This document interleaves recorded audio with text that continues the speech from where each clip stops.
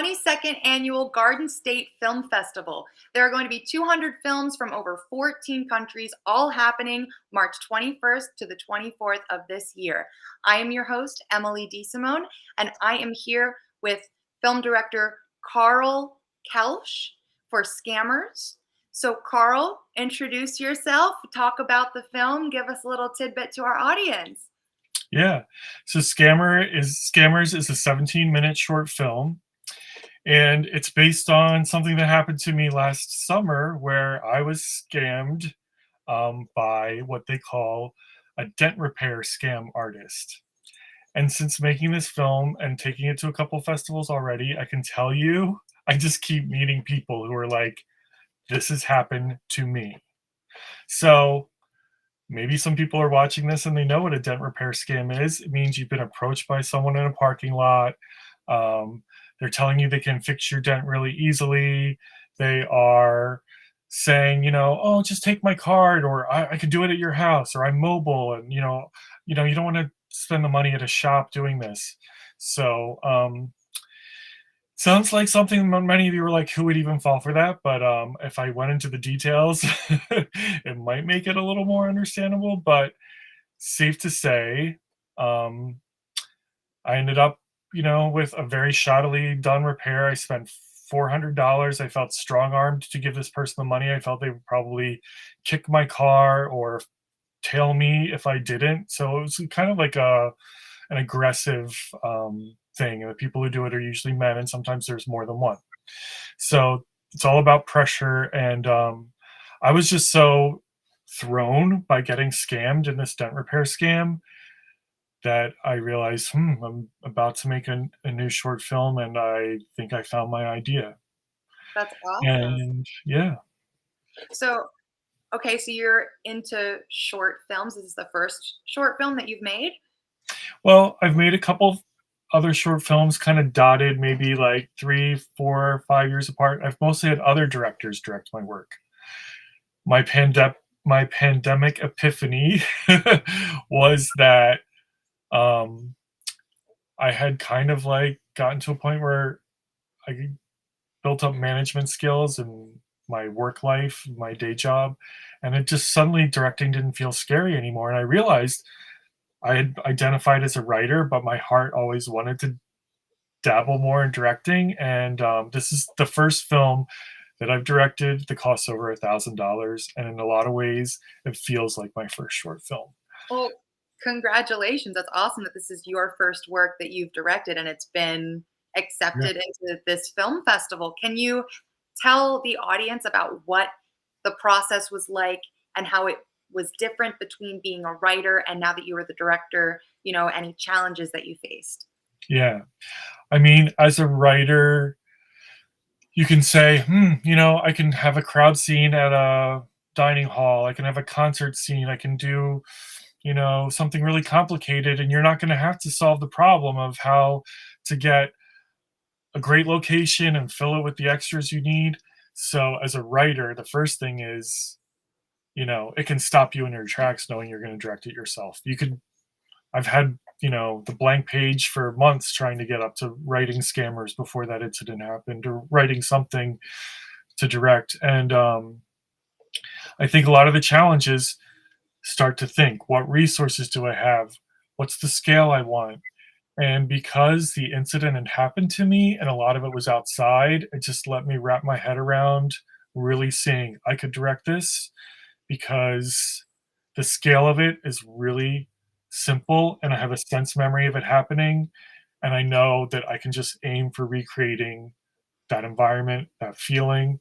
And it just made it much more easy to grasp what would be involved in the very daunting thing of, like, honestly, as a director at a scale like this, you're kind of also producing. So I was the one having to solve all those problems, locations, and how to make the car look dented without denting the car for real. So speaking, like touching on that topic where you're saying like creating, in real life what you were writing in your head, where did you find, the actors that you had in this film, and where did you, if you don't mind me asking, where did you film? Yeah, so Uh, the great thing about being a writer, you know, I've always done screenplay readings of my scripts for an audience, and that's a great way to have actors discover your work and to just, you know, have a great experience of celebrating a finished screenplay, sharing it with people for feature that might never get made. So Daniel Stewart Sherman was in a couple of my screenplay readings, and he is the scam artist. And the script centers on the scam artist as the main character because I really wanted to think, what, you know, how do these people sleep at night? What do they feel about what they do? And he's sort of a bulky guy. I felt like he had that physical ability to be physically intimidating. So when I reached out to him, and his cachet had kind of gone up over the years. An episode of Black Mirror, the one with Miley Cyrus as the pop star, he plays this bouncer named Bear who gets, I think he gets offed in the episode. He was in Kinky Boots for 5 years, originating the role of Don, and that was something that happened after I worked with him on a screenplay reading. So I went back to him through his agent, and I was like, if I can get him, this will be awesome. And he was into it. And you know, he lives in the city, so he was able to come out to New Jersey where we shot. And then the other key was the scam artist has a daughter in my short, so that's a person who's going to have to be believably, you know, 17 years old, 18 years old, actually 18 because it's the character's birthday on the day that the story is set.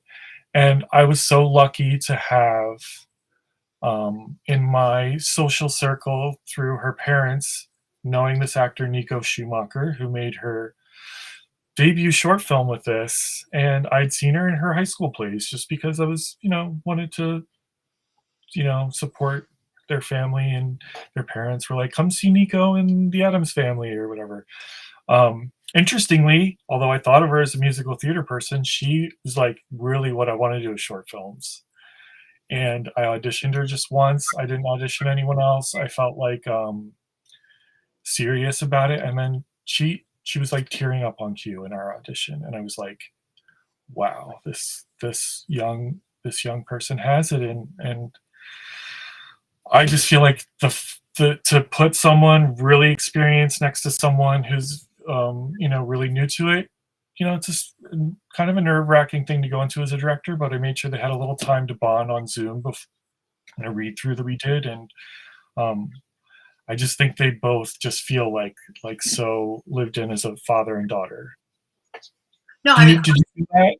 yes, I watched it. I thought they were a Mm. fantastic cast. I totally believed that they were father and daughter. So, Carl, how did you find the Garden State Film Festival real quick, if I can ask? Well, it's interesting. I feel like when I, you know, I definitely went the film freeway route, which a lot of filmmakers do because it gives you access to really browse film festivals. And somehow, like, it didn't come up in some of my like state searches. And I was listening to 1010 Wins one day, and they mentioned the Garden State Film Festival in passing in connection to some story. You know, 1010 Wins, I have it on in my house all the time. And I was like, how was this festival not on my radar? And especially like, you know, it's not that surprising because it's, you know, this is new to me to even be submitting a film to a festival, but when I really got the breadth and scope of how critical this film festival is to New Jersey film culture, it feels like the perfect place to have our New Jersey premiere. This was shot in Rutherford, Lyndhurst, East Rutherford, um, Patterson. This we filmed at this place called Gelato in Patterson, which is this great ice cream place. They let us shoot next to their establishment. Yeah, it was just great. We shot by Lee's Hawaiian and Lyndhurst, which many viewers might know. It's another uh, you know, classic New Jersey institution. Yeah, so I guess as like maybe my last like big question. So this was your first time directing, and for the people that haven't really gone into the writing before or the producing before, people who haven't directed before, who will be just entering the film world for the first time, perhaps teenagers or adults with no experience, what is one piece of advice that you can give to them? Share the script with some people you really trust, whose taste you like. Keep telling them you want to hear the real deal, um, and get the script as good as possible. I feel like, I had an edge with a film I'm really proud of because I feel like I've been writing for so long. Um, and I knew that it worked as a script before going in. And I knew if I can just have these, get this onto to tape without any distractions, like a bad take or a line reading that felt false, I knew that I would have something. And I feel like that was where the key was, the script and getting feedback. Your script's going to get seen by, your movie's going to get seen by an audience. You don't want someone after you took all this time to tell you, it doesn't make sense, or that felt very unresolved at the end. These are problems that people can tell from reading it on the page, and you should get some eyes on it and Thank be you. ready to rewrite. Yeah, for Yep. that piece of advice. That's actually, I think that's one I haven't heard before. So that's Yeah. actually a really good piece of advice. Thank you for that. So, this is going to be screening on Saturday during the weekend at the Cranberry Theater. The block will be from 8:30 p.m. to 10:15 p.m. So, Carl, thank you so much for joining us.